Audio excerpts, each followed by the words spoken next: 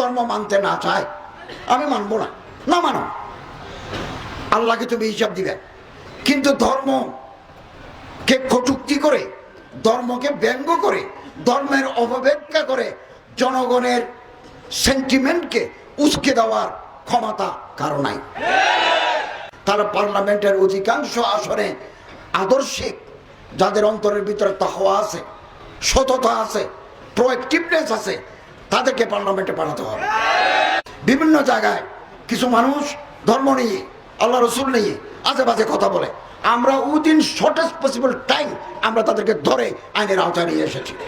আগামী দিনেও আমরা এ বাংলায় যদি কেউ রসুল নিয়ে, আল্লাহ নিয়ে, ধর্ম নিয়ে, কুল আযমের বিন্যাস নিয়ে কোনো ধরনের বেয়াদবি করে, কটূক্তি করে, আইন আছে, আমরা তাদেরকে আইনের আওতায় আনবো। চরমুনাইর পীর সাহেব হুজুর জিদুল মালিকুম, ওলামায়ে কেরাম, দিনদার মুসলমান ভাইরা, আল্লাহ তাআলার শুকরিয়া আদায় করি যে আজকের এই মুবারক মাহফিলে হাজির হতে পারলাম। আল্লাহ তাআলা তৌফিক দিলেন, আলহামদুলিল্লাহ। আমি এর আগেও বহুবার এইরকম দিনে মজলিসে চরমুনাইর সালানা মাহফিল আমি হাজির হয়েছি। আপনারা জানেন, আলেম ওলামা মশায়েক, পীর মশায়েকরা শত শত বছর ধরে এই বাংলায় দাওয়াত, তাবলীগ, তালিম, তাজকিয়া নফস, মানুষের মধ্যে ইসলামী ভাবধারা জাগরণের ক্ষেত্রে, ইসলামী মূল্যবোধ প্রতিষ্ঠার ক্ষেত্রে আপ্রাণ চেষ্টা করে গেছেন, এখনো যাচ্ছেন। আলেমদের মেহনত ব্যর্থ হয় নাই, আগামী দিনেও ব্যর্থ হবে না। এবং আমি একটা কথা স্পষ্ট করে বলি, ইসলাম, আল্লাহ, রসুল, কোরআন, আখিরাত, জান্নাত, জাহান্নাম, এগুলোর ব্যাখ্যা দিবেন আলেম ওলামা।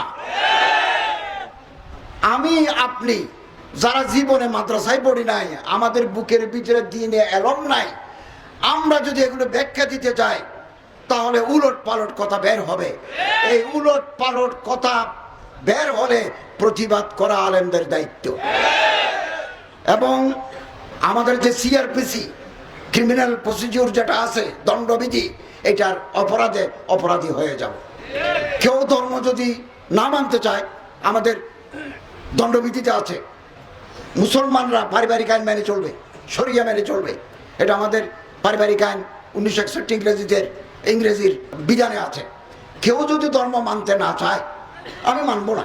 না মানো, আল্লাহকে তুমি হিসাব দিবে। কিন্তু ধর্মকে কটূক্তি করে, ধর্মকে ব্যঙ্গ করে, ধর্মের অপব্যাখ্যা করে জনগণের সেন্টিমেন্টকে উস্কে দেওয়ার ক্ষমতা কারো নাই। আইনের ব্যাখ্যা যদি লাগে তো বিচারপতি লাগবে, হাইকোর্টের আইনজীবীদের লাগবে আইনের ব্যাখ্যা করার জন্য। আমি যদি চিকিৎসা বিজ্ঞান নিয়ে কোনো ব্যাখ্যা জানতে চাই, তাহলে PG hospital, medical college, Barishal medical কলেজের যারা বড় বড় ডাক্তার, স্পেশালিস্ট, তাদের মতামত লাগবে।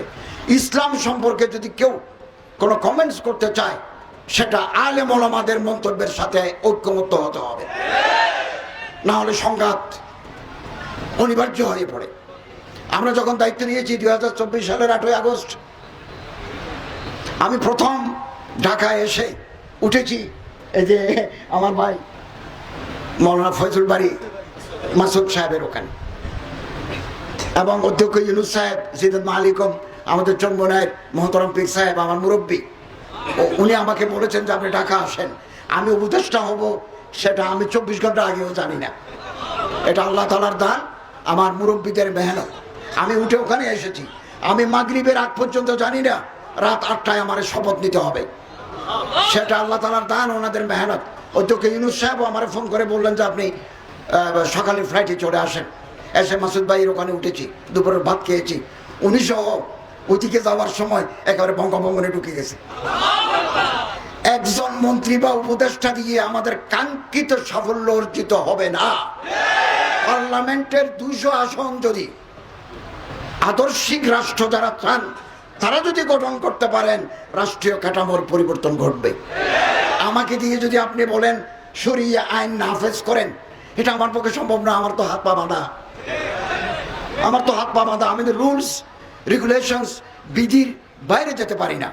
এই বিধি যদি পরিবর্তন করতে চান তাহলে পার্লামেন্টের অধিকাংশ আসনে আদর্শিক, যাদের অন্তরের ভিতরে তাকওয়া আছে, সততা আছে, প্রোঅ্যাক্টিভনেস আছে, তাদেরকে পার্লামেন্টে পাঠাতে হবে। এমন আমি সবসময় বলি, আলেম ওলামাদের সাথে জনগণের সম্পর্ক আছে। আলেম ওলামারা হচ্ছেন সামাজিক শক্তির প্রতীক। একজন ইমাম, একজন পীর সাহেব, একজন আলেম, তার সাথে সমাজের গণমানুষের সম্পর্ক আছে। এই সম্পর্কটাকে আগামী দিনে আরো সুদৃঢ়, মুস্তাহকাম, পায়দার বানাতে হবে। আমরা অন্ধকার থেকে আলোর পথে যাচ্ছি, আগামী দিনে নতুন আলোর সন্ধান পাব। আমরা কোন ক্রমে আর অন্ধকার যুগে, অন্ধকার জগতে আমরা ফিরে যাব না। আমরা যখন দায়িত্ব নিয়েছি, আমাদের বৈদেশিক রিজার্ভ ছিল $20 বিলিয়ন, আমরা এখন 32+ উপরে নিয়ে গেছি। যতটুকু সম্ভব 15-16 মাসে 18 বছরের 16 বছরের জঞ্জাল পরিষ্কার করা সম্ভব নয়। কাঠামো আগে থেকে একটা কাঠামো তৈরি হয়ে আছে, আমরা এই কাঠামোর ভিতরে আমাদের চলতে হয়, সীমাবদ্ধতার ভিতরে। আমরা অনেক কিছু পেরেছি, অনেকটা পারি নাই। যেটা পারি নাই আগামী দিনে সরকার সেটা করবেন, আর যেটা পেরেছি এটা আল্লাহ তাআলার রহমত, আপনাদের দোয়া। আমি বারবার একথা বলছি, আমরা কোন ক্রমে আইন হাতে নেব না। আগামী দিনে যদি অন্য কোনো সরকার, এটা সরকার তো আগামী দিনে ক্ষমতায় আসবে, সে সময় যদি আইন আপনি হাতে নেন তাহলে সহিংসতা বেড়ে যাবে, ল থাকবে না, আইন থাকবে না। Law must take its own course, আইন তার নিজস্ব গতিতে চলবে। হ্যাঁ, আমি যদি কোনো অন্যায় দেখি, ধর্মীয় সেন্টিমেন্টে আঘাত লাগে দেখি, তাহলে দেশে পুলিশ আছে, র্যাব আছে, ডিসি আছে, ইউএনও আছে, স্বরাষ্ট্র মন্ত্রণালয় আছে, আমরা আছি। আমরা এই দেশে ধর্মের নামে অপব্যাখ্যা কেউ করে মানুষের মধ্যে বিশৃঙ্খলা সৃষ্টি করবে, এই সুযোগ আমরা দেব না।